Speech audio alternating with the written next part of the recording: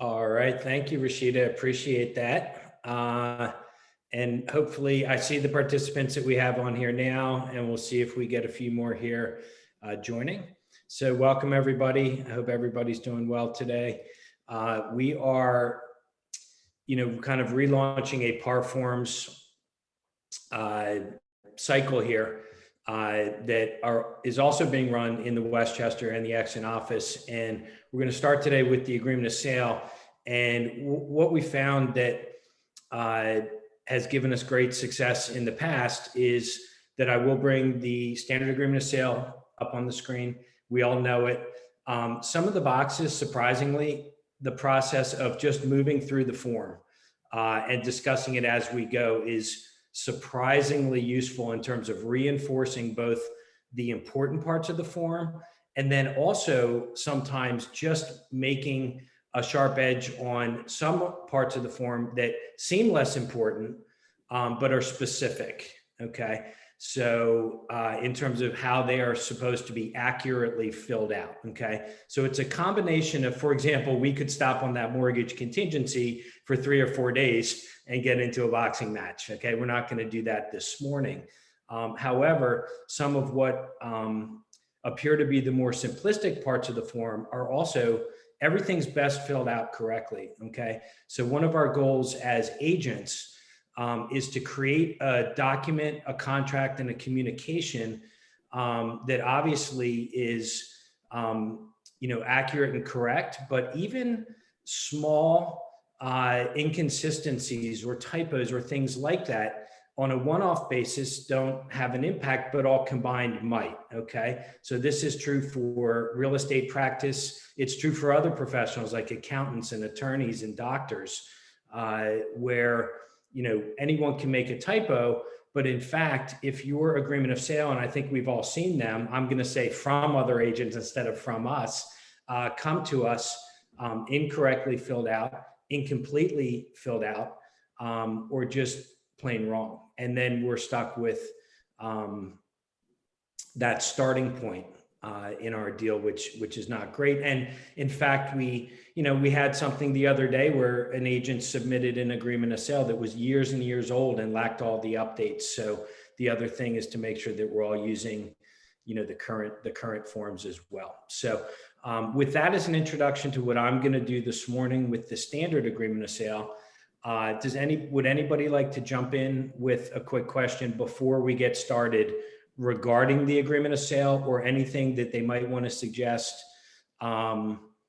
with regards to the focus of our discussion? And then lastly, also, I'll try to keep an eye on the chat here too as we go along.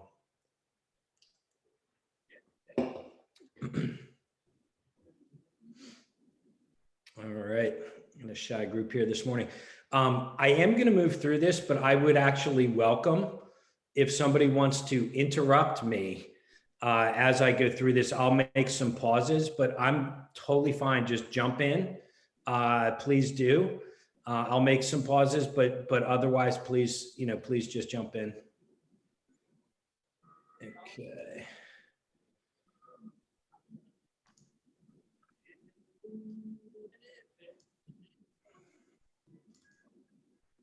All right.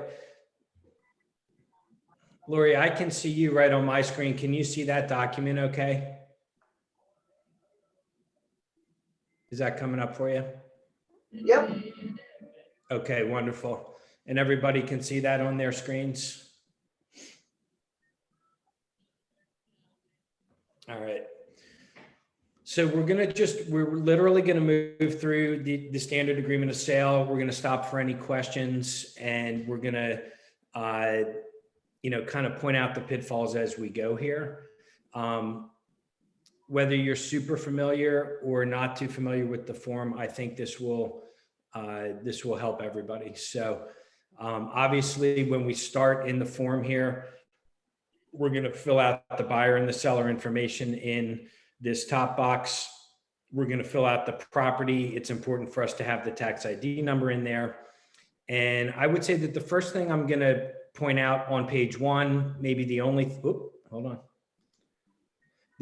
I'm going to point out here that comes up is the designated agency and dual agency for buyer, seller, broker, and licensee. So let's just look at the buyer box, buyer's relationship with the broker, and let's assume that the listing is with another company. So you're the KW buyer agent, listing is with Remax. You're going to fill out Keller Williams here, and you're going to indicate this top box here that the broker's on this side, the agent's on the right side. The broker's just the buyer's agent, not a dual agent.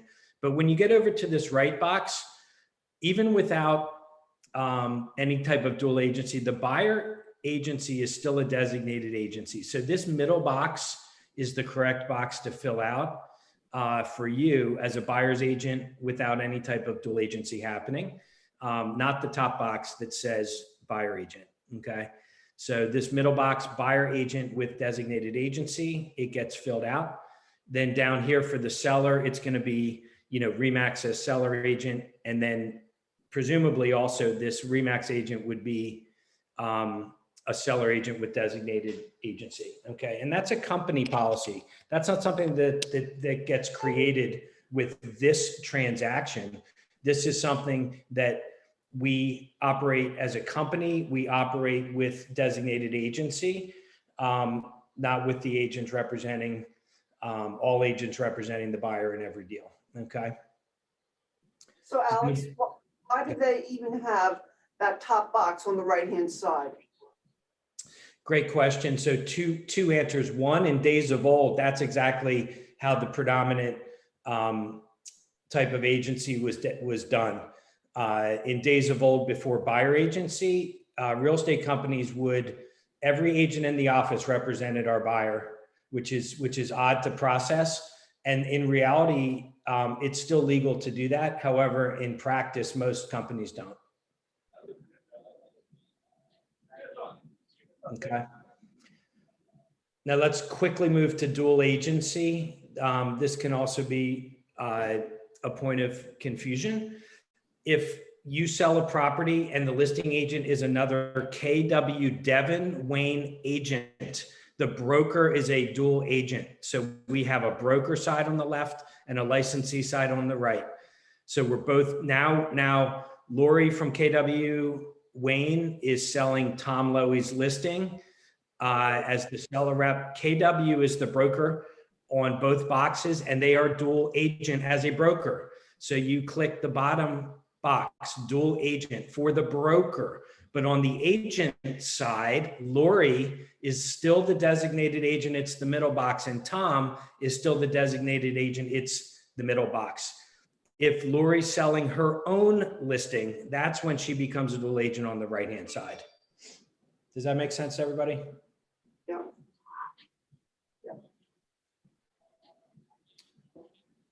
So you just kind of want to break it down in your mind. The broker can be a dual agent without the agent being a dual agent. Okay. And that's a place where people get a little confused as well. Okay. And that's because of designated agency. All right. All right. At the bottom is a disclosure, by the way, to the consumers that relates to a description of dual and designated agency. So feel free to point out to your clients this disclosure at the bottom of page 1. Are we good? Hey, Alex. Yeah. Just when it comes to dual agency, do you know of any states besides California that doesn't allow dual agency? I don't, Saeed. I'm just really most familiar with how PA works, so I don't know. What I do know is that some agents are not comfortable with dual agency, so that can be noted. We have, I know plenty of agents just like they don't want to do it, so they develop a business practice whereby they can serve their customers without dual agency taking place, and they steer away from it as agents, and they tell their clients that that's their policy. I'm just thinking out loud if we have a referral going from Cali or from Cali to come here, just in case. Okay. Thank you. Awesome. All right. So we are on to page 2 of our agreement of sale. We are dating today's date. when we're filling it out and filling in the purchase price. Line 7, again, 5 days to deposit. And again, everyone can jump in, but I like to tighten that. Like, I don't want to wait 5 days. Now I know we're buyer's agents when we're filling this out. But if I'm a seller's agent, I'm shortening that time period. So as a buyer's agent in this competitive market, maybe not a bad idea to shorten it 2 days, 3 days. If your buyer has a specific need for liquidating stocks or a multi-day turn on liquidity, that's fine. But otherwise, I would tighten those days.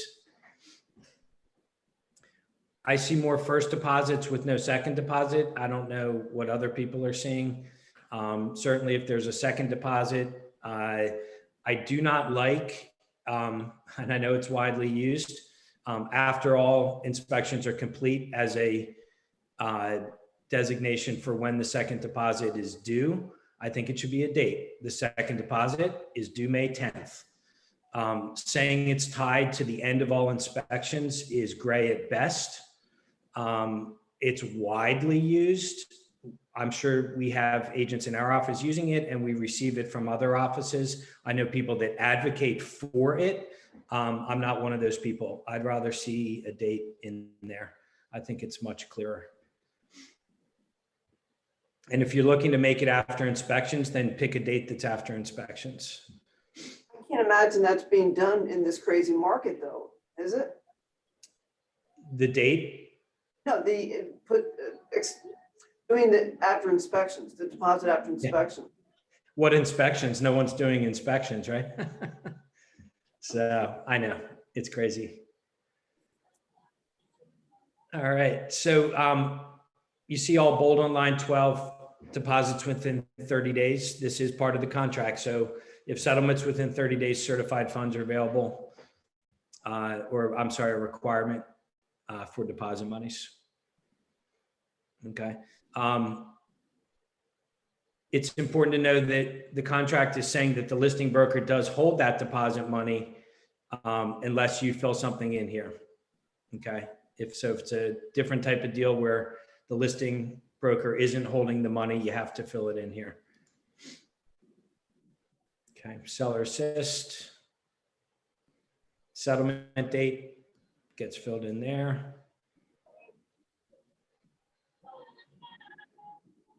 Proration of taxes and transfer tax. A lot of people are offering to pay the whole transfer tax. This is one part of the contract where it can be filled in addition to free form. So if you're getting involved in that, it otherwise is an equal cost between buyer and seller.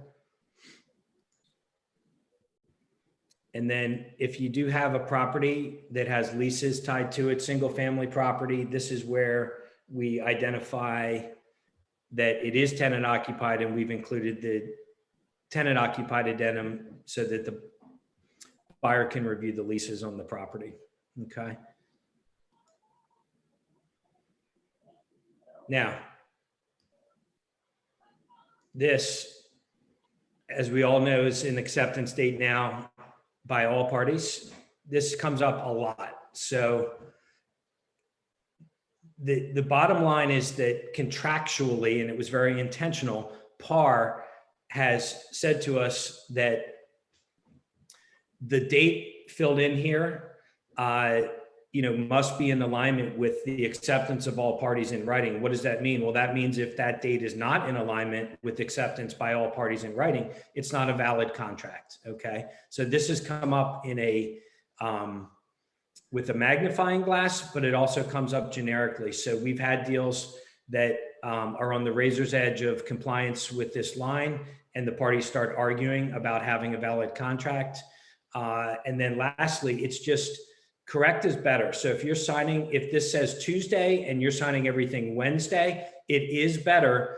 And you should adjust that date to comply with the fact that everybody's signing Wednesday. That being said, if you end up in a deal where this date is Tuesday and everyone signed this thing Wednesday, but then after that fact, all parties just continued on with the contract, the further you get away from that signing, the less meaningful that particular item becomes. In other words, in my opinion, that is not a gotcha item for being a month into the contract and then coming back a month in and saying, hey, we don't have a valid contract. Okay, and that's more contract law than specifically real estate. But most importantly, you want that date to fall in line and be contractually correct. Does anybody have any questions on that date? I do, real quick. So if my buyers sign and I send it to the sellers and they sign 2 days after that date, can they just go in there and cross that out and put that date that they're signing if we both agree to it? Or do I have to redo a whole contract again? You can absolutely edit that date, but you should get initials on the change. Okay, thanks. And that's a great way to handle it. Just shoot that page around, initial the change, make the change, and initial and date the change. Good question. Any other questions on that date?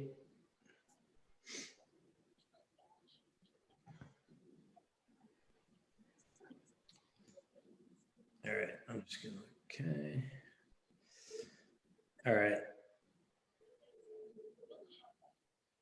Okay, and then, on line 58.9, in all bold, you'll notice that they choose bold for certain portions of this agreement. So you should pay special note to what PAR chooses to put in bold, because most of the agreement is not in bold. So obviously that was intentional as well. All changes to this agreement should be initialed and dated. So listen, this is a market where, being out of contract happens, right? It's never going to stop happening. As agents and practitioners, we're always going to find ourselves out of contract at times. It might be the reply to inspections. It might be the 5 days to negotiate the reply to inspections. We never want to be there. We never want to intentionally be out of contract. So anytime we can avoid being out of contract, we should do it. We should not take a relaxed approach to phone calls, verbal. Emails have a little more weight, but signed, dated, and initialed is a much better way to agree to an extra day for anything, an inspection contingency or anything else. So we really want to focus on best practices for making all changes in writing. All right, we are on the mortgage contingency page, and I don't want to skip the mortgage contingency, and I'd welcome some conversation about it. But that particular clause, like I said, we could really take a deep dive on that. The zoning section, for anyone that's unfamiliar, is only required to be filled out.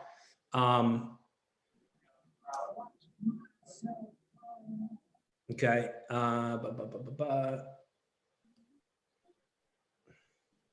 Okay. So this only becomes a problem if unless the property is not solely zoned for single family. Okay. So there's some confusion there, except in cases where it's zoned primarily. So a property that's zoned as it's just a single family house and it's zoned as such, this is not a gotcha item. But for any property that's not, this is a gotcha item. So this is a voidable contract if this is not filled in and the property is not zoned primarily for single family housing. It literally says if it's not filled in, this is voidable at buyer's option. Okay, so that's an out. Where we're going to point out, we had a class once on all the outs. What's an out for a buyer? What's an out for a seller? If your property is not zoned primarily for a single family and you don't fill this in, the buyer's out if they want to be. So you say single family, what about a twin? What about a duplex? A duplex would have, so a couple things, the duplex would have to be, that would not apply. You would have to fill this in. So just for single family properties, you don't have to fill that in. That's exactly right. I always do anyway, but okay. Yep. That's a good practice as well. Now here, the wording is primarily, if the zoning is primarily to permit single family dwellings, Lori, so this is my point. If you have a duplex, just fill it in if you're using this form, because really it says the zone, if the zoning's primarily single family, you're still covered, but I would put it in there.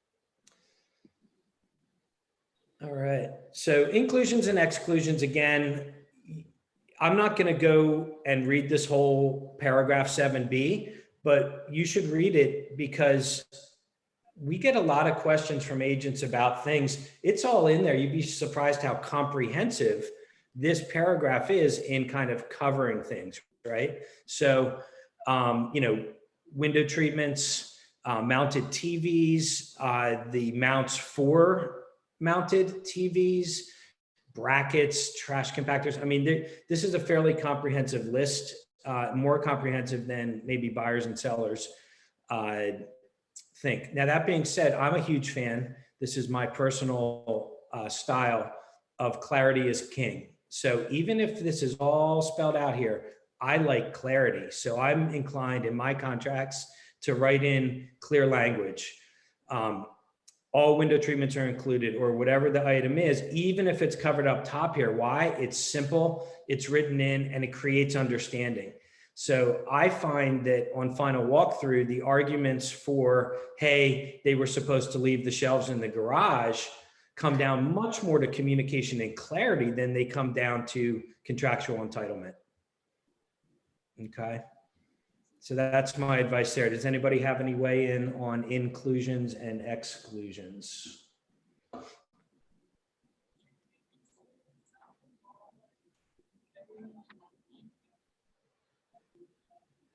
Great.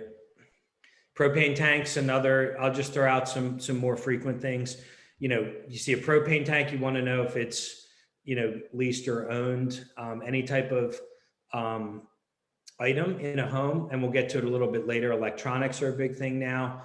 If there's a question on leased versus owned, that's always kind of, the more you can shine a light on, the better. And not to shift forms here, but the seller's disclosure form also has an entire section, right, of all these check boxes and garage door openers and all these little minutia. But it's very clear in that seller's disclosure that the indication that those things exist or that they're shown to be operable don't necessarily include them as part of the purchase of the real estate. I find big the Ring doorbell. That's Yes. big for where I'm at. You would think they're leaving their doorbell, but they're taking it. So that's physically attached as well. So we'll get, there's an internet, you know, Internet of Things clause now in the agreement of sale and these devices. But again, I'm back to clarity is king. If somebody has an attached Ring doorbell and it's screwed into their front door, but they want to take it, you're going to want to exclude that in the contract because it's attached to the house. All right. Anybody have anything else on those items? Okay. Pool equipment too. I'm just throwing that in. Pool equipment is in there as included, including cleaning equipment. All right. So the mortgage contingency is being waived a lot. So the first thing I want to point out is that right here, when it's waived, the buyer is saying to the seller, this is not contingent on financing. And right after that statement, it says, buyer may obtain financing. And that may include an appraisal contingency or may include an appraisal contingency, but the obtaining financing is a notice to the seller that this buyer is simply waiving their contractual protection in the event their financing is denied, but is not waiving their opportunity to obtain financing, which, by the way, includes the process of financing. So that would include an appraiser needing to get inside the property, and it may or may not include other notifications to the seller for certain items, usually not insurance, but it could include other things. So this has come up as a big thing. People think that waiving a mortgage contingency automatically means a cash deal. It does not. It simply, in this market, it most times indicates a financed deal where the buyer is waiving their protection on deposit monies if the lender doesn't approve their loan.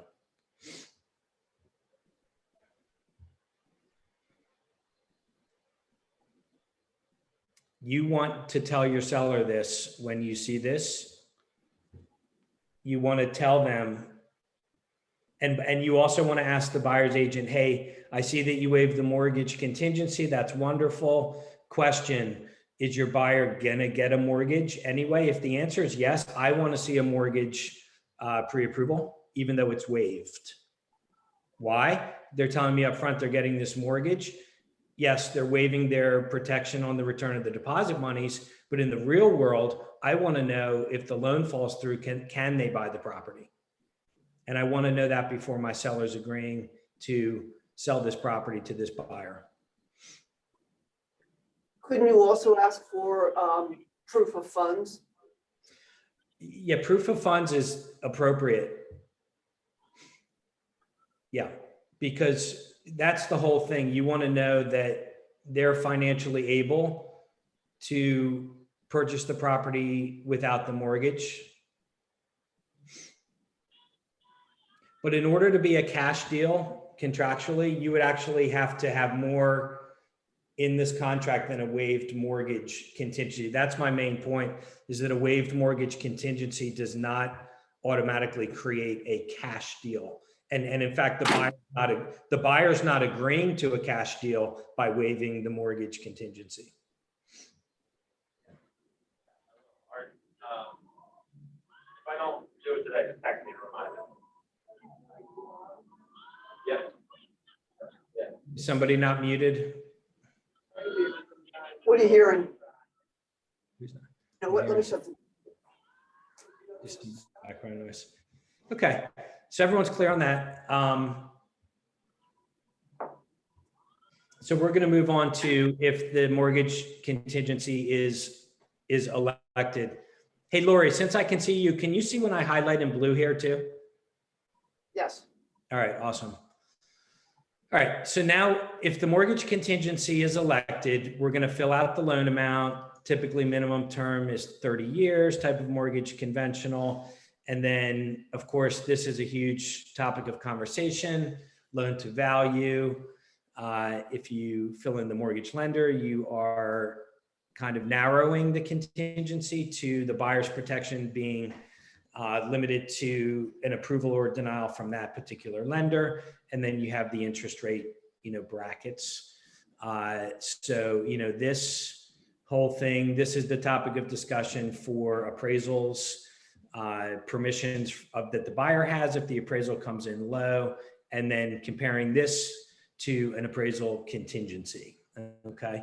So for the purposes of today, the short version, and the common question is, isn't the appraisal contingency the same thing as filling out this correctly? Or isn't my buyer just as well protected by filling in line 101 correctly as they would be with an appraisal contingency? And the answer is no, because the clauses are written differently. So the shortest answer to that question is that the appraisal contingency is written in a very simple form that's black and white. Appraisal is done, after which, if the appraisal doesn't meet the, say, purchase price, buyer can terminate, negotiate, or move on, just like a home inspection. That's not what the mortgage contingency says.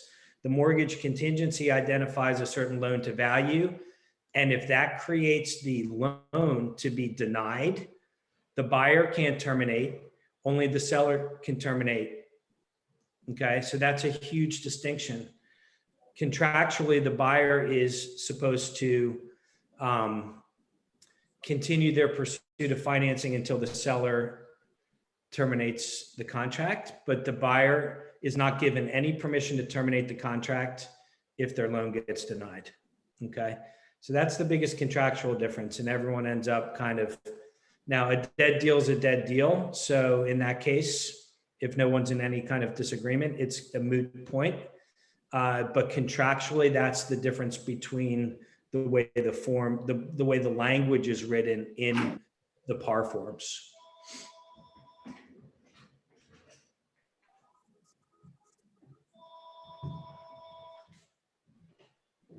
Does anybody have any questions on that? I know you do. All right. Okay. So again, for the purposes of general understanding, the mortgage contingency isn't really related as much to the approval of the loan as the denial of the loan. The function of the mortgage contingency is to provide the buyer protection on their deposit monies in the event their loan is not approved. Okay. So if their loan is approved and it's coming to the settlement table, I've never really seen a situation, the seller's not so concerned about, maybe the loan coming to the table being slightly different than what's stated here. Their deal's going to settlement. It's not a big deal. It's when the loan does not get approved that everyone comes back to the language in these boundaries. The denial on the loan has to be in line with the buyer's pursuit of these terms, okay? And so even a loan where the loan to value goes lower because of an appraisal that doesn't meet the purchase price, the buyer has rights and privileges under this mortgage contingency to have a return of their deposit money. That's the whole crux of enforcing a mortgage contingency, is getting the deposit money back versus losing the deposit money to the seller. And what ends up happening invariably is that if the buyer's mortgage does get denied, the seller starts, reading this contract at 2 a.m. and emailing you at 7 a.m, claiming that the buyer failed on all their responsibilities, which is to make a timely application, to provide honest information to the lender, and the seller's like, oh, they had child support and they knew it, but they didn't tell the lender. And then the child support, pushed it over the edge, but that was 3 weeks in. And so I'm including this in our conversation because these are the types of things, for example, when you use the appraisal contingency and the appraisal doesn't come in, the buyer can just terminate. When the loan gets denied, one of two things happen. The seller either agrees with it and says, okay, the buyer is protected, they didn't get their mortgage, they get their deposit monies back, or they take objection to the denial and they start blaming the buyer for not doing all the things that the buyer is responsible for in this mortgage application process. Okay. So that's the gray area part that, as practitioners and agents in the deal, I think this is where the conversations come up.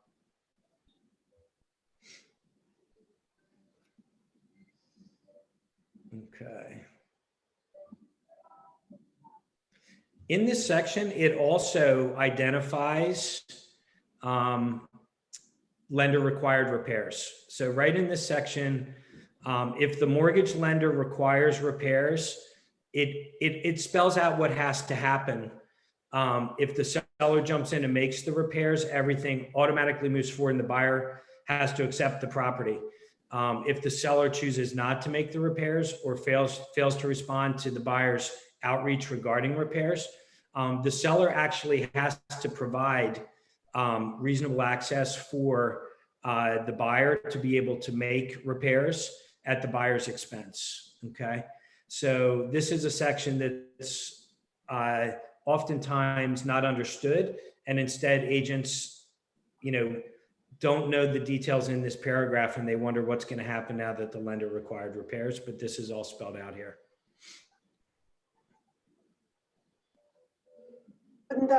Wouldn't that typically be FHA? It could be, Lori, but so the funny thing is that conventional FHA shifted to underwriting for property condition that's very similar to conventional loans. Peeling paint and maybe a few top line items for FHA, like intense airport noise and some highway items.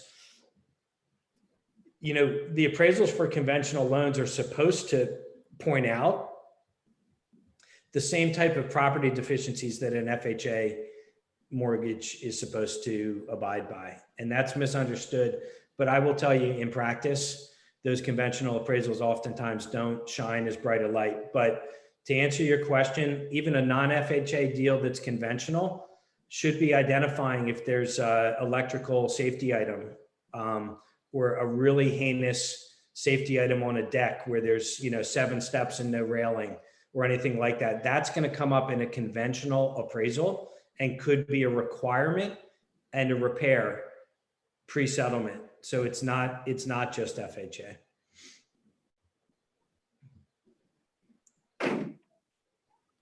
But your instincts are correct. It's most likely, from a probability standpoint, it most often comes up in an FHA or a VA deal.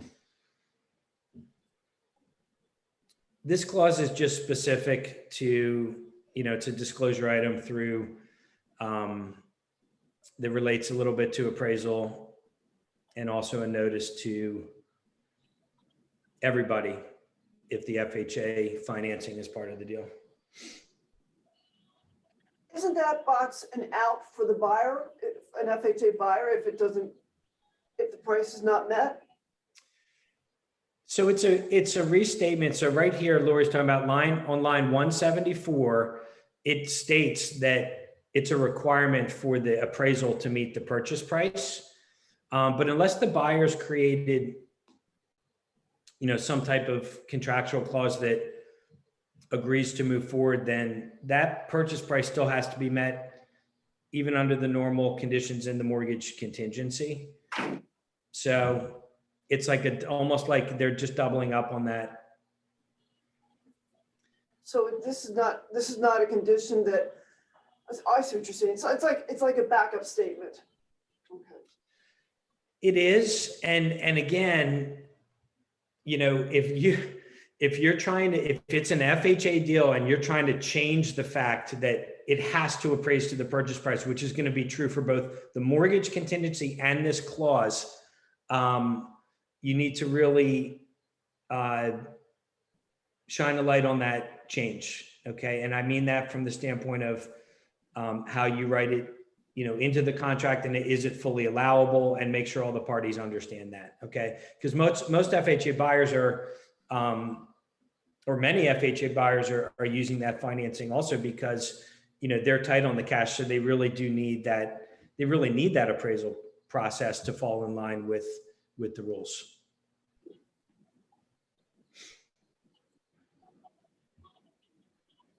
All right. Any questions? Any questions on that? I know that really is an area that gets a lot of discussion. All right. Okay. So just quickly, this paragraph, change in buyer's financial status, you know, this is when when your mortgage guy says to you, you know, don't buy a car in the middle of this process, don't go open 8 credit card accounts, don't change your debt status during a mortgage approval process. Okay. And this is where, like, this is one of those gotcha paragraphs that sellers like to jump on. If there's a change in buyer's financial status, buyer will promptly notify seller and lender in writing. Okay. So again, that's the requirement. So the buyer does have responsibilities. Okay. The buyer just cannot, you know, have free will to just do anything they want between contract and close with regards to their financial status. They have responsibilities and requirements as well.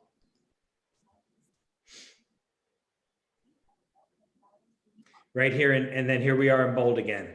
Buyer understands that applying for and incurring an additional financial obligation, like going to get a new car, may affect buyer's ability to purchase. Okay. So important to know that that's in the contract, and something you want to point out to your buyers, even though your mortgage person is probably also pointing that out. All right, so we can move kind of quickly through portions of this, right? We're going to check if there's public water or if there's an on-site well. Community water is a possibility, but less frequent. And then we're going to also indicate if there's public sewer or not. In most cases in Chester County and surrounding, it's either public sewer, and in most cases, it's this line 206 individual on-lot system. Okay. There are communities, Fox Ridge and Willistown has a community septic. This would be for an on-site septic system that belongs to a community instead of an individual. So I have on-site septic at my house. It's in my backyard. It services my house. A community system is on-site, but services the whole community. So Fox Ridge and Willistown has 40 homes. They're not on public sewer. The community system's at the top of the hill, and all 40 homes tie into it. This is for individual septic. And hopefully you're never checking this box, holding tank. All right, and then there's some notices. Not going to go through these on this session, but there's some notices that help inform consumers relating to, on-site septic and sewer issues. Okay. If you're not public sewer, you just want to make sure that you're kind of aware of what the system is if it's not public. I guess that's the most important thing. I will also note that the FHA makes it their business to identify the proximity of a well as it relates to an on-site septic. So the FHA will not allow the well to be within a certain number of feet. So if you have well and septic, it would be prudent as, for example, a listing agent to ask the seller for as much information as they have about the location of those systems. Oh, and by the way, if you physically see a well cap and it's 10 feet away from the septic, that's something you want to examine more carefully. Okay. Oop.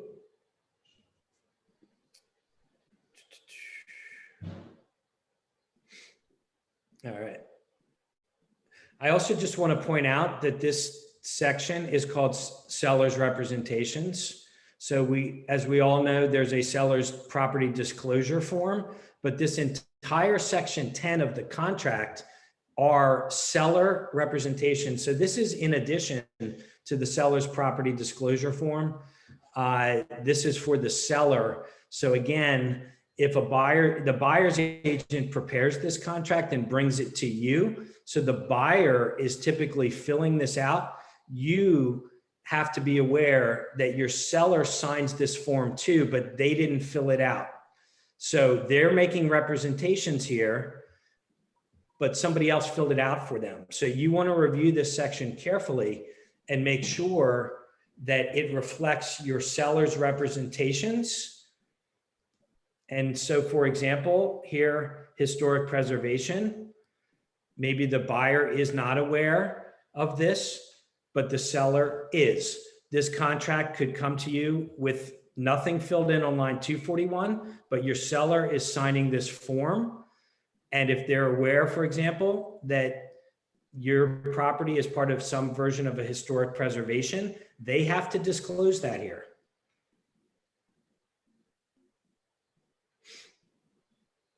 Same with land use regulations. If your seller is under Act 319 or has a conservation easement or is under some type of special tax protection because they have a large property and they're paying lower taxes because they're registered in some type of tax relief for agricultural use, it's your seller's responsibility to disclose this here. And the buyer's agent, I always err on the side of people, not purposely making mistakes. The buyer's agent may not know that the property is under Act 319. So you have to review these sections with your seller and make sure that their representations in this section called seller representations is accurate. So Alex, okay, so I'm the buyer's agent. I don't have any of those things checked off because I don't know. And it goes to the seller. Does the seller at that point say, oh my gosh, yeah, my house is a historic home, blah, blah, blah. Do they then change it before they sign it? Or how does that work? They should, yeah. It's just like anything else. I mean, a buyer makes an offer and, there's a counter offer on the price. That should be corrected in the agreement. Now, some of these cross-pollinate with the seller's disclosure form. So for example, the answers to some of these questions should also be on the seller's disclosure form, okay? So there is some crossover. However, that would not be a reason to exclude the information from the purchase agreement because they're asking for it. So yes, I would absolutely go back and say, hey, by the way, we're going to counter you on deposit money. We want 10 more days for settlement. And this property is under Act 319. So we want to, identify that also on page 5 of 14.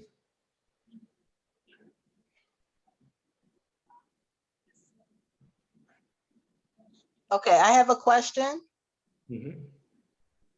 Is it the buyer's agent's responsibility to put that in? Or is it the seller's agent responsibility to put that into the agreement of sale? Yeah, great question. So if your buyer's agent, if you're the buyer's agent, or if the buyer's agent that's bringing it to you is aware of these things, they should be putting it in there because they know, and maybe it said it on the seller's disclosure. So the answer to your question is, at first pass, the buyer's agent should be filling it in if they're aware of it. However, it is possible that they're actually unaware of it at this point in time, at which time the seller has to jump in. And, you don't want to have them signing a document that doesn't disclose, a conservation easement if they're aware of it, because the form asks them to disclose it. Okay, so I have the seller, we get the agreement of sale, it's not in there, we know it. So we then put that in there and then send it back with the changes. That's exactly what I'm saying, Do we because send it back signed with the changes? yes, you want it, regardless of how you make the changes, you could send it back. You could do one of two things. You can give that correction and any others back to the buyer's agent, have them make all the corrections and send it back to you correctly for signatures. That's my preference. If this were the only item, it's often done that, just that one item goes back for the final initial. So either or. Okay, thank you.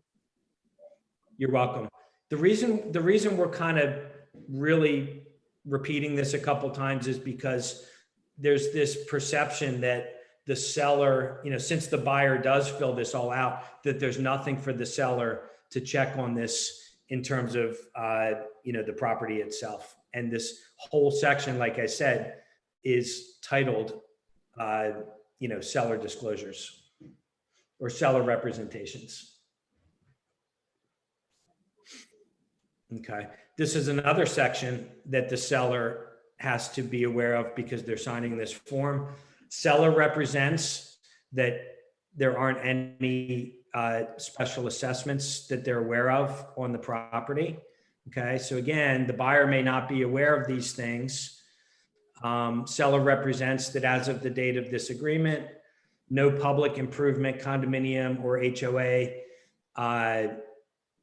assessments have been made against the property, which remain unpaid, and that no governmental or public authority has been served upon the seller, including notices relating to violations of zoning, housing, building, safety, fire ordinances. So all of these items, the seller has a requirement to provide this information. If they're signing this form and not providing this information and they're aware of it, they're not living up to their responsibility to provide that information.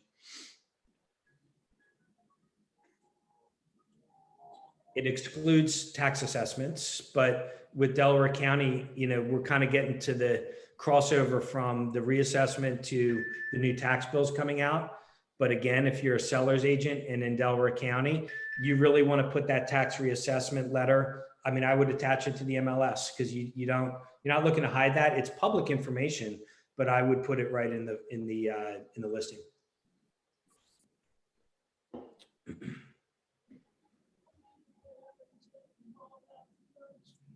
All right, everyone's good with that? Awesome. All right. The last section and we're going to wrap up, I think, at 11 here. So we're going to kind of round out these last couple items.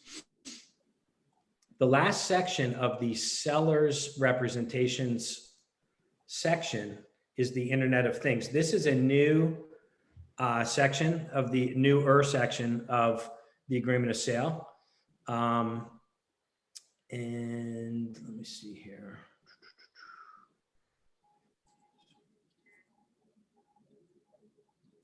I just want to point, I'm going to back up 1 second here. You guys see, can you see where on line 199, seller representations, and there's a date next to it? Can everyone see that date? It says January of 2020. That means that PAR made a revision to this section in January of 2020, even though the version of the form is a sooner date. Okay.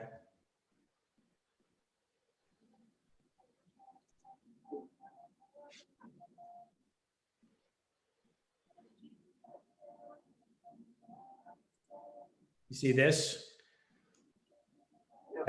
That says September of 2005, which is the last time that paragraph has been edited. This one, October of 2018. So you can kind of tell which portions of the agreement have gotten the most recent attention in the releases of the agreement of sale. This is a newer section, the Internet of Things. Okay, so this was added with our world of technology, the Internet of Things devices. This is a seller's representation in this contract. The presence of smart and green home devices that are capable of connecting to the internet directly or indirectly, and the data stored on those various devices make up a digital ecosystem that the property sometimes refers to as the Internet of Things. Buyer and seller acknowledge that the Internet of Things may transmit data to third parties outside of the control of their owner. So a seller controls their garage, a seller controls the camera on their swimming pool, a seller controls any number of things inside their home from outside their home on an app that's on their iPhone. Okay. On or before settlement, seller will make a reasonable effort to clear all data stored on all of these Internet of Things devices located on the property and included in the sale. So if it's included, it's a Ring doorbell.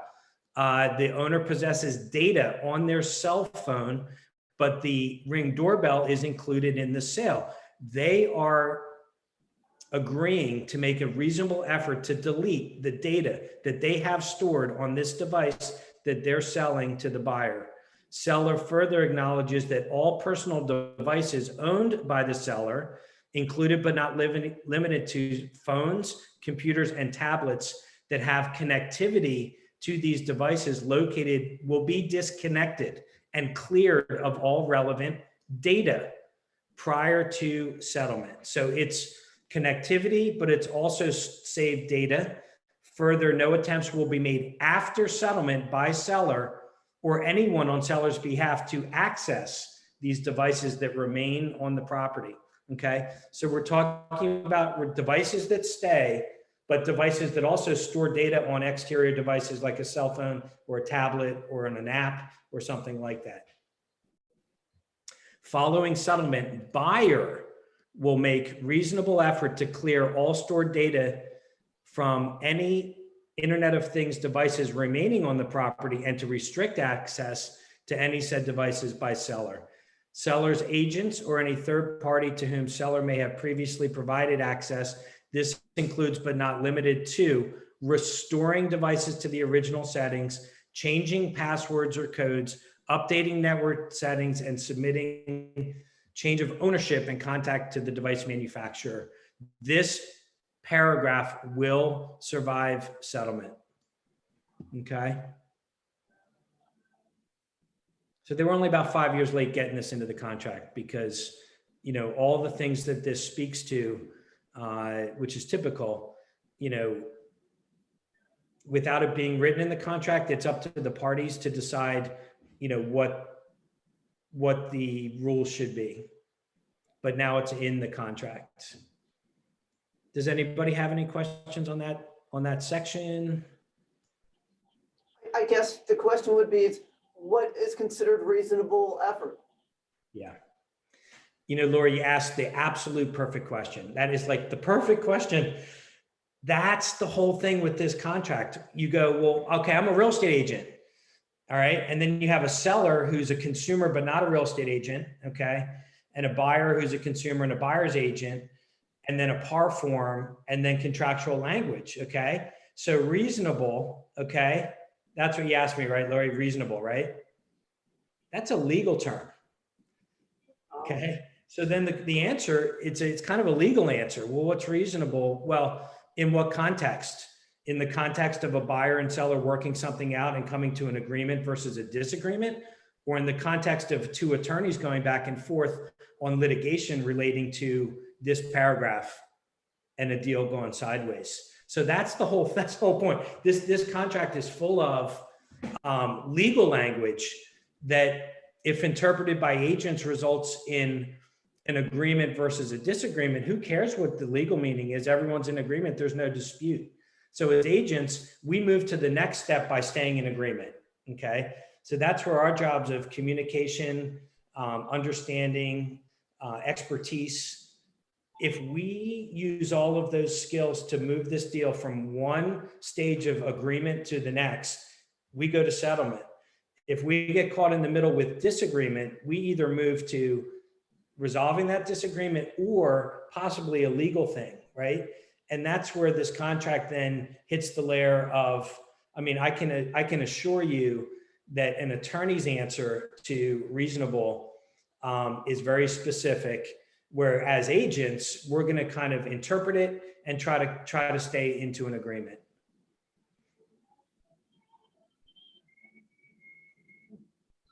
Does that make sense? Yeah.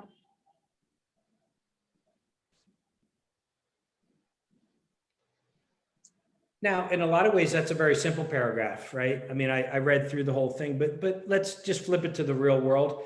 The point of this is it is simple. You want, as a listing agent, to include in your discussion with your seller in today's world, anything and everything that relates to data being stored on a device that your seller's going to own after closing, that might include information about devices that are being sold to the buyer. So in some ways, it's very simple.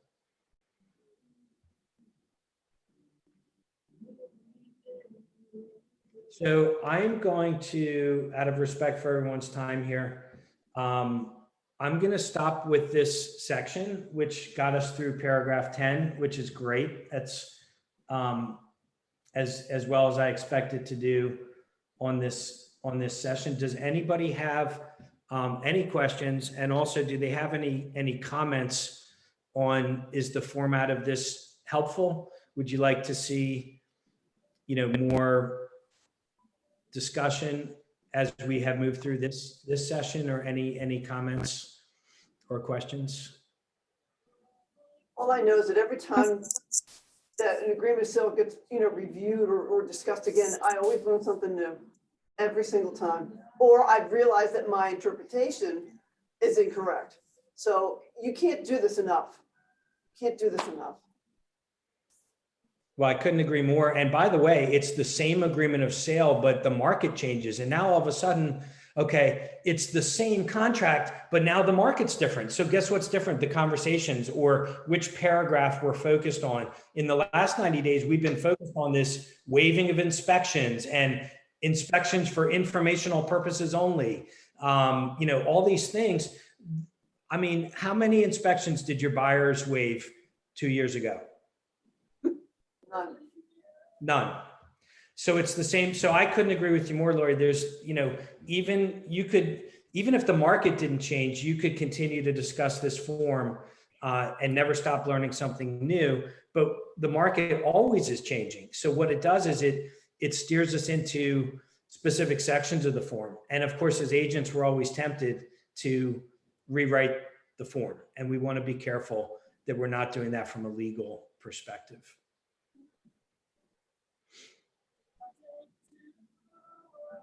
Awesome. Thank you. You're very welcome. You're very welcome. Thank Okay. you, Alex. Absolutely. So we're gonna stop here, and you're gonna tell all your friends that you learned something today. And we'll pick up, and on our next session, we'll continue this form. And this PAR Forms program is designed to do this beyond the agreement of sale. We can get into the listing contract and really the main forms that we all use on a consistent basis. Thanks, everybody. I really appreciate it.